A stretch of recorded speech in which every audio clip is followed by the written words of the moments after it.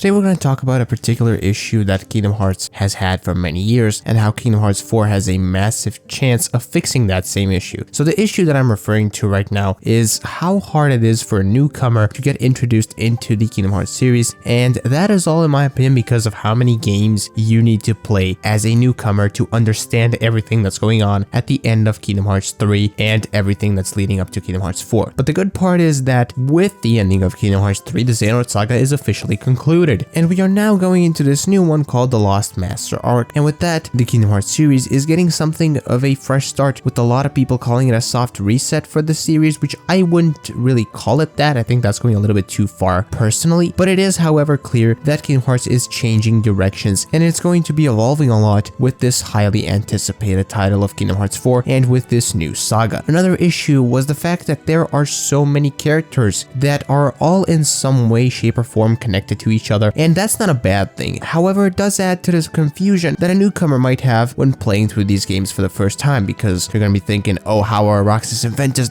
looking the same? Or they're going to be thinking, how are Narmine and Kairi connected? When does Xion come into play? All these questions are not the easiest to answer, especially when you're a newcomer, you don't know what the fuck's going on in general. But it does seem like this time around, the story will mainly focus on the main cast of Sora and the gang, and some other characters could appear less, or maybe their stories were actually completely concluded with Kingdom Hearts 3. While this might be disappointing for some of us, I know it is for me a little bit, but it is what it is. I do think that it's good in the long run, and that's because all of this, if it all goes this way that I'm talking about right now, will make the Kingdom Hearts series more accessible and easier for people to get into. How many people do you know that wanted to get into these games, but they ultimately gave up on it because they didn't want to go through 10 games on 6 different platforms just to understand where the series is right now? While you're thinking about that, please do me a favor and subscribe to this YouTube channel, like the video, that all helps me out a lot, and also go down into the description and check out my main channel. That is where the GTA content is nowadays. However, with KH4, if it's done right, like I said, I do think that more people will get into the series because simply put, it'll be a lot easier to get into, and in my opinion, for someone who's getting into the series, there won't be a better time than right when Kingdom Hearts 4 releases. So to sum up, while I genuinely do think that Kingdom Hearts' biggest issue for the last who knows how many years has been the fact that it was hard for people to get into it without losing their minds, I still have high hopes for Kingdom Hearts 4 and that it will actually fix that issue, which is probably one of the best things that could happen to this community, as hopefully it will expand a lot more and it will also give a fresh start to the entire series, which in my opinion it desperately needs and which I am really excited for. And while some people might be skeptical about that whole thing, which I completely understand because I was this way I think a couple years ago, back when Kingdom Hearts 4 was first revealed, like I said probably multiple times by this point, I still think that not only is all of this necessary to keep the series going, to keep it fresh, but for us as the community to get this new fresh start without Xehanort, with a completely different villain, with some new characters, something you could call a new fresh perspective. And with that said, I want to thank you for watching this video. Of course, leave your thoughts and opinions on this topic in the comments down below. Always love to read them and reply to them. Until next video stream, bye bye.